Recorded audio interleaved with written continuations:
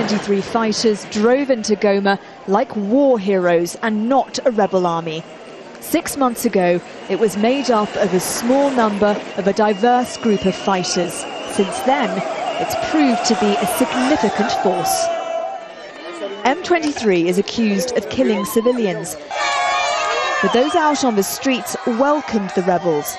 These people say they'll back whoever gives them security. Reka twongere tubasuhuze mwese mukomeje gukurikira akarere kacu aho muri hirya no hino kwisi tubifurize ibihe byiza cyane hanyuma kandi tubabwire tuti rwose amakuru n'ibiganiro dukomeje kugenda tubitegura turi tariki 20 hanyuma kandi n'ukwezi kwa 11 mwaka 2024 ku munsi nk'uyu umutwe wa M23 nibwo wafashe umujyi wa Goma ari tariki 20 y'ukwezi kwa 11 umwaka 2012.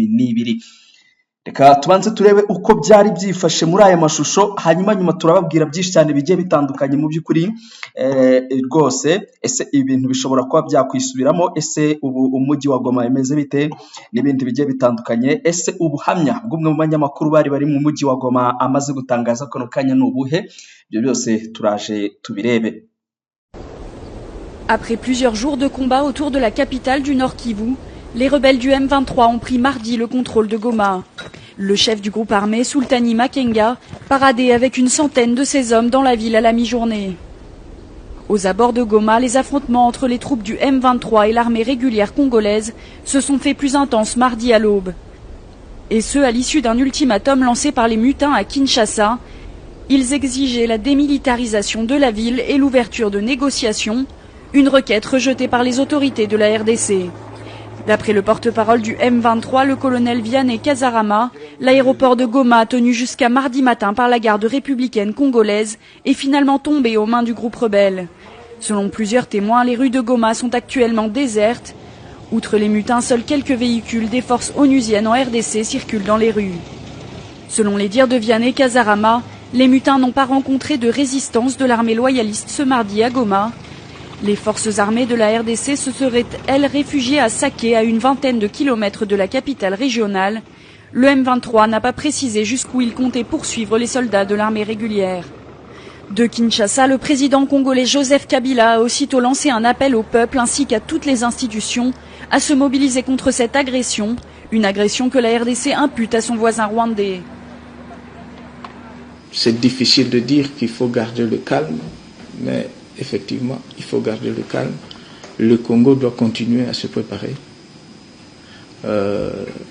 La mobilisation doit se poursuivre, pas seulement au Nord Kivu, pas seulement au Sud Kivu et la province orientale et ailleurs, mais sur toute l'étendue du territoire national. Située à 1200 km de Kinshasa, Goma compte environ 300 000 habitants, sans compter les nombreux déplacés. La ville a déjà été occupée à 2 reprises par des rébellions soutenues par le Rwanda, en 1996, puis une nouvelle fois 2 ans plus tard. Depuis le mois de mai, le M23 sème le trouble dans l'est de la RDC, où il affronte l'armée régulière, principalement dans les 2 provinces du Kivu, riches en ressources minières. Selon un rapport des Nations Unies, le groupe rebelle est soutenu activement par le Rwanda et l'Ouganda, ce que Kampala et Kigali récusent. Lundi, les autorités congolaises ont accusé une nouvelle fois le Rwanda d'avoir orchestré cette rébellion et assuré Kigali que le pays résisterait jusqu'au bout. Joseph Kabila s'est montré rassurant.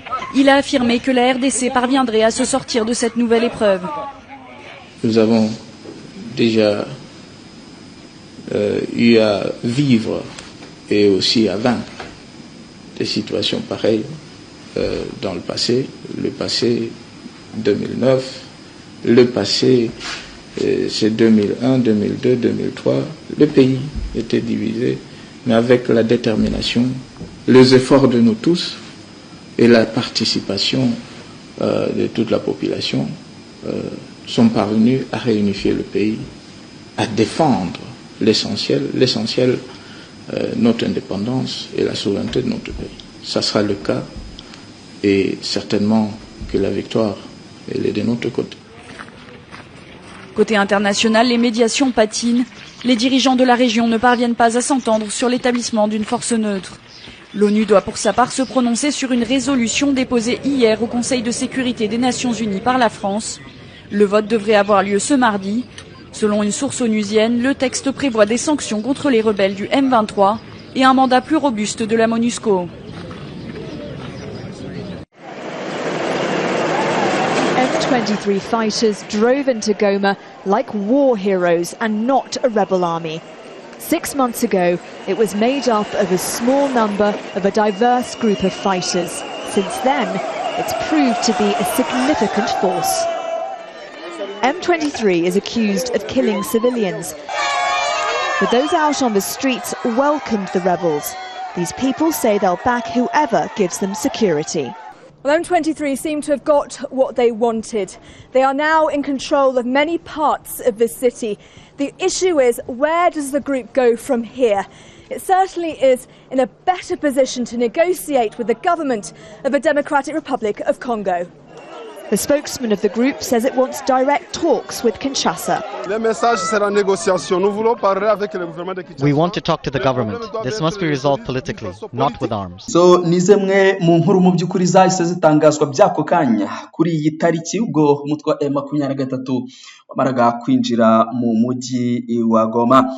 Icyakora ni umujyi aba bagabo bamazemo iminsi igera ku 10 n'abagore birumvikana. Myaka 12 rero bivuze ko yuzuye M23 ifashe umujyi wa Goma ku itariki nk'iyi tariki 20 Ugushyingo mwaka 2012. Mu by'ukuri umutwe wa M23 wigaruriye umujyi wa Goma nyuma yo kuwirukanamo ingabo za Repubulika Demokarasi ya Kongo ndetse n'iz'umuryango w'abibumbye. M23 yigaruriye uyu mujyi nyuma y'amezi 6 itangije imirwano yayihanganishaga n'ingabo za Repubulika Demokarasi ya Kongo icyo gihe yayobowe na Joseph Kabila Kabange. Ikinyamakuru The Guardian cyakurikiranaga hafi iyi mirwano icyo gihe cyatangaje ko uwo munsi M23 yafashe Goma biyoroheye kuko itigeze ikomwa mu nkokora n'ingabo za Kabila zahise zitangira guhungira i Bukavu ziciye mu kiyaga cya Kivu by'ako kanya. The Guardian isubiramo uko uwo munsi ibintu byari byifashe, yavuze ko abarwanyi ba M23 bafashe Goma baje nk'ingabo zibohora igihugu, basuhuzwa n'abaturage barenga igihumbi bavuzaga induru babakomera amashyi mu gihe amakamyo yabo yagendaga mu mihanda ya Goma. Abakiranywe urugwiro barimo komando M23 General Sultan Makenga ndetse na Lieutenant Colonel Jean-Marie Vianney Kazarama wari umuvugizi w'uyu mutwe witwaje intwaro. Abagabo bombi n'ubundi bakiri muri M23 kuko General Sultan Makenga niwe uyoboye M23 mu buryo bwa gisirikare, mu gihe Lieutenant Colonel Jean-Marie Vianney Kazarama nawe yasubiye mu by'ukuri muri uyu mutwe mu minsi ishize nyuma yo kuba yaramaze igihe kirekire mu Rwanda. Hanyuma usibye abasirikare ba leta abahungiye i Bukavu hari abandi bahungiye mu mujyi w'Isake mu by'ukuri uri mu burengerazuba, ariko naho M23 ihabirukana ku munsi wakurikiyeho. Icyo gihe kandi Lieutenant Colonel Kazarama yahaye abanyagoma isezerano ry'uko na Kinshasa yagombaga gufatwa, nubwo nyuma y'amezi make M23 yafaje kuva nyuma y'igihe gito. Mu by'ukuri umutwe wa M23 waje kuva muri uyu mujyi mbere yo guhungira mu bihugu bituranye na RDC aribyo u Rwanda ndetse n'igihugu cya Uganda. Nyuma y'ifatwa rya Goma, Kabila wari perezida wa RDC, perezida Paul Kagame w'u Rwanda ndetse na Yoweri Museveni wa Uganda bahuriye Kampala mu nama y'igitaraganya yigaga kuri iki kibazo. Nyuma y'iminsi mike basaba M23 kuva muri uyu mujyi. Nyuma y'iminsi igera ku 10 M23 yasohotse muri Goma ijya mu birometero bigera kuri 20 nk'uko yari yabisabwe, itegereza iyubahirizwa ry'ibyemezo byafatiwe mu nama yahuje abakuru b'ibihugu bitatu. Icyakurikiye mu gihe M23 yari itegereje iyubahirizwa ry'ibi byemezo ku ruhande rwa leta RDC yatangiye kuraswaho n'ingabo ziri mu mutwe wihariye wa FIB, Force Intervention Brigade cyangwa se Force Intervention Brigade niko twabyita, yego byari mu Cyongereza, ubutumwa bwa mahoro bw'umuryango w'abibumbye buzwi nka MONUSCO. Byarangiye izi ngabo zirukanye M23 ku butaka bwa RDC mu 2013, abarwanyi baho bahungira mu bihugu by'u Rwanda ndetse na Uganda, ariko bakomeza gutegereza ko leta yubahiriza ibyemezo byafashwe amaso ahera mu kirere.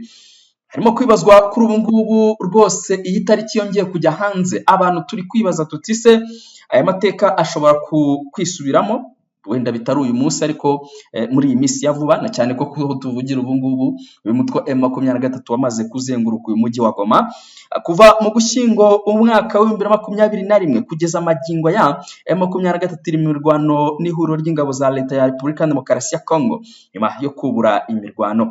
Uyu mujyi kuri ubu uragenzurwa uyu mujyi kuri ubu kugeza kuri ubu ngubu uragenzurwa mu by'ukuri umutwe wa M23 kuri ubu nyine urimo uragenzura hose hazengurutse uyu mujyi n'ubundi wa Goma, cyane cyane muri teritwari ya Rucuru, Masisi, Nyiragongo, Lubero ndetse na Walikare.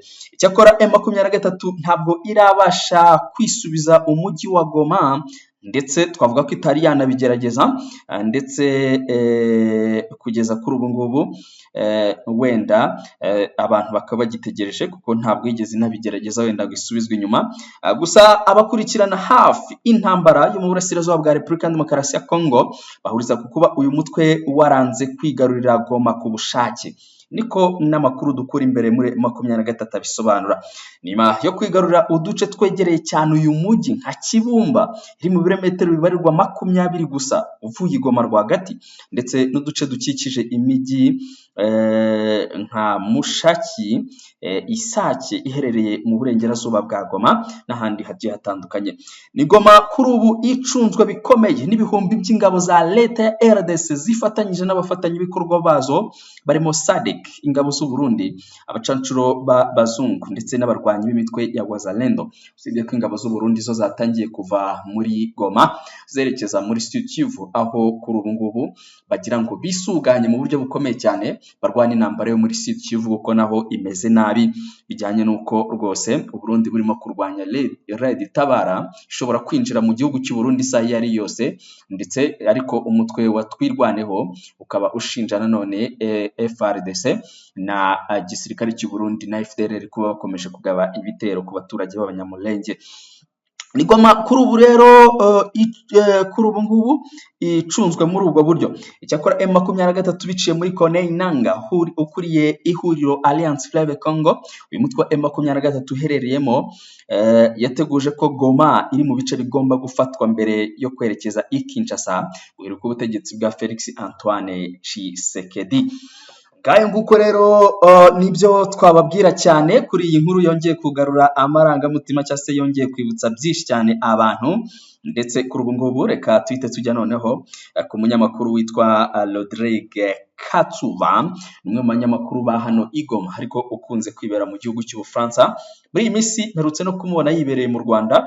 Uyu mugabo rero yatangaje cyangwa se yibukije nawe ko imyaka 12 yihiritse umutwe wa M23 ufashe umujyi wa Goma.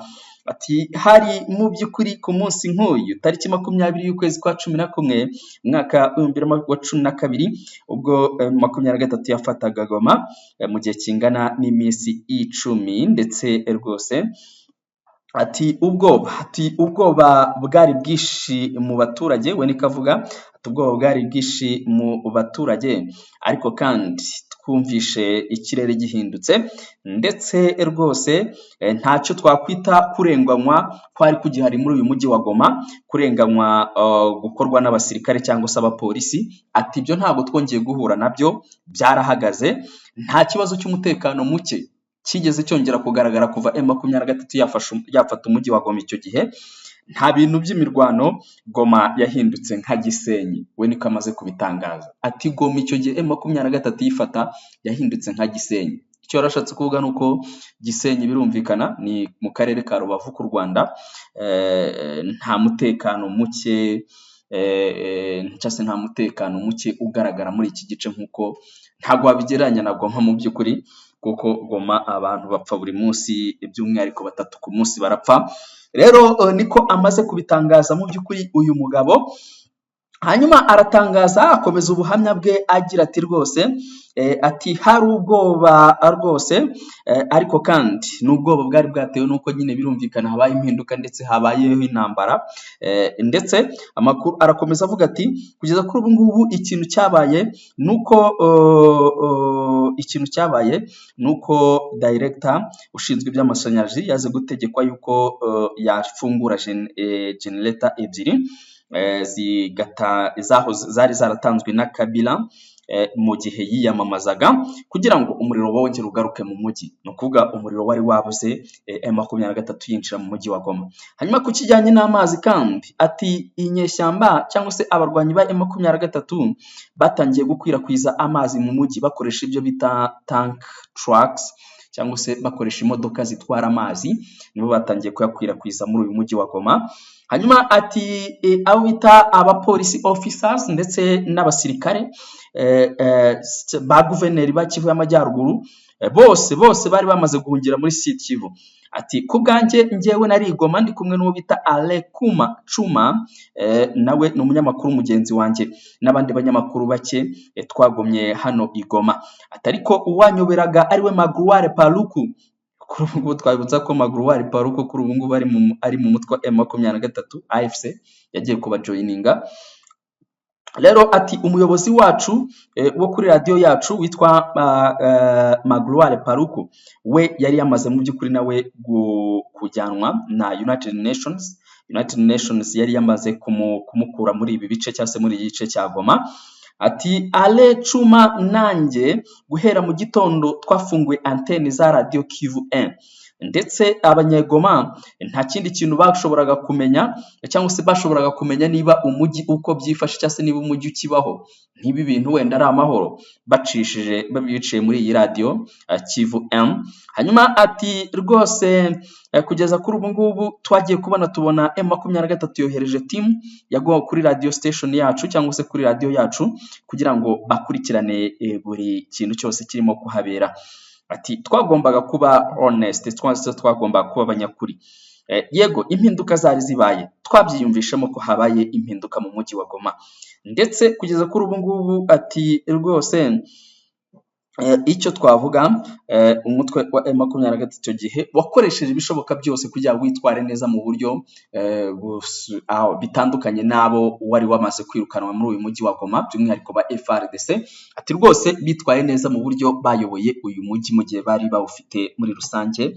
Ngaho nguko rero uko ibintu bimeze nicyo ngicyo twavuga rwose ku kijyanye n'iyi tariki ikomeje kugenda yibukwa n'abatari bakeya by'umwihariko abo muri M23 bakomeje kugenda bayibuka ndetse n'abandi bagiye batandukanye bakurikirana hafi cyangwa se bavuka muri ibi bice muri rusange.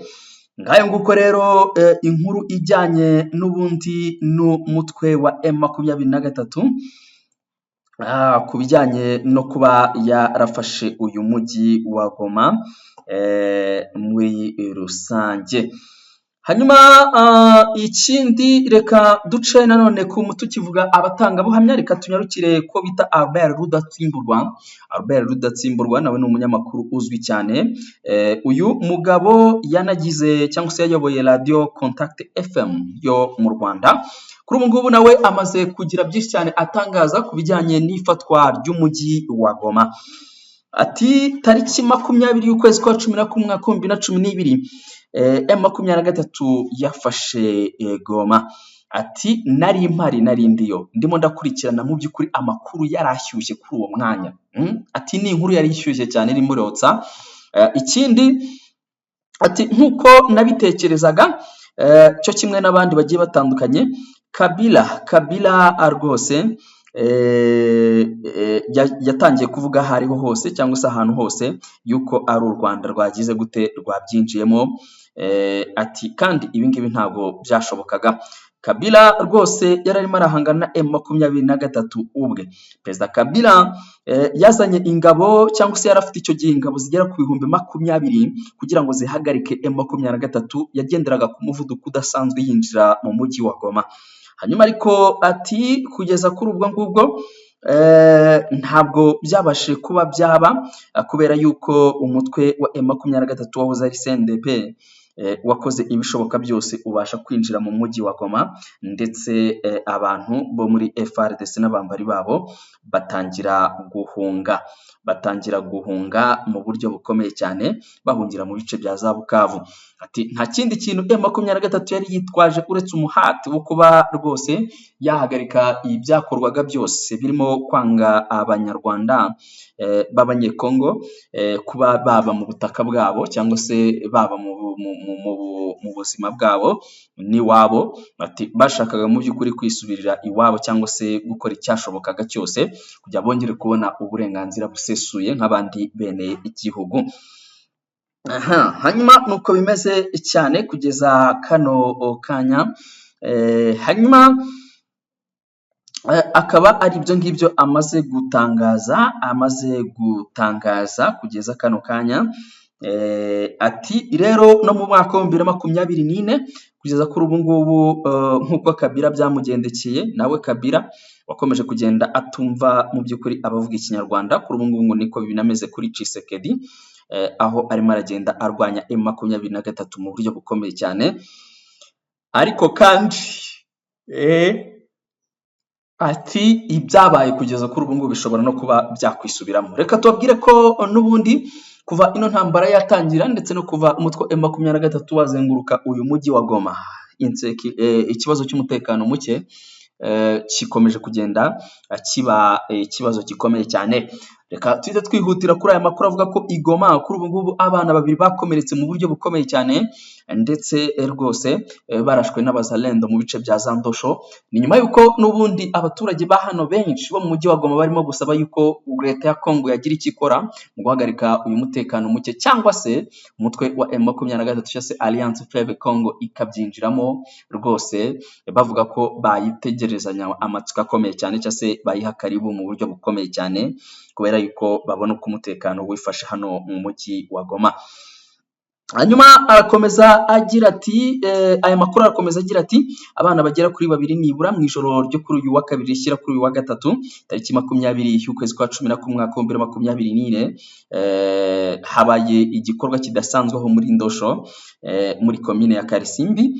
Aba bitwaje intwaro babazalendo babashe kugira gutera urugo rwitwa Mapinduzi Jean Claude, ni chef wa village ya Karambi muri territoire ya Nyiragongo. Hanyuma amakuru agaragaza ko aya mabandi yaje kurasa amasasu menshi cyane mu bigo bikomeye cyane, aza gufata abana be 2 disi, hanyuma baniba ibintu bigiye bitandukanye birimo iby'agaciro bari baje kwiba. Hanyuma societe civile ya Nyiragongo ikaba ikomeje kugenda ivuga iti rwose abana 2 babigendeyemo ndetse barimo guhabwa ubutabazi bw'ibanze cyangwa se barimo kwitabwaho na abaganga.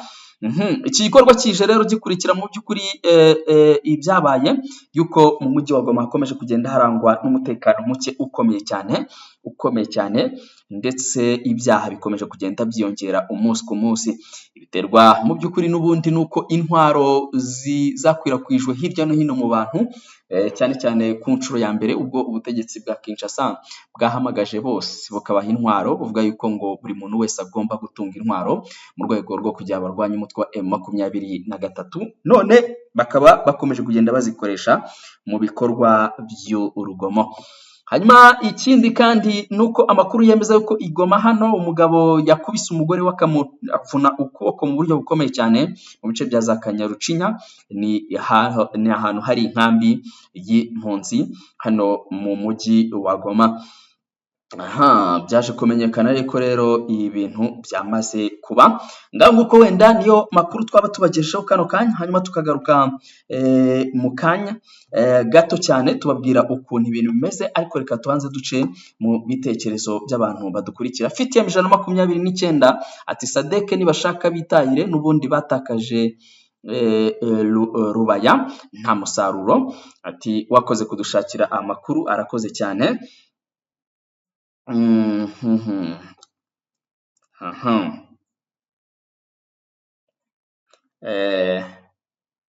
Nuko nguko biteye kabisa.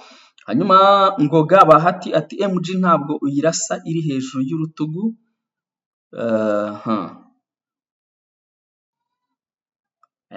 nuko nguko n'abandi bagiye batandukanye barimo kuduha ibitekerezo. Uwamariya Dusabe, Balbas Hafashimana n'abandi bagiye batandukanye, dukomeza kugenda tubana turabana ibitekerezo byanyu, n'abandi mukomeze muduhe ibitekerezo n'inyunganizi kuri aya makuru dukomeza kugenda tubagezaho. Dusubire mu kanya gato.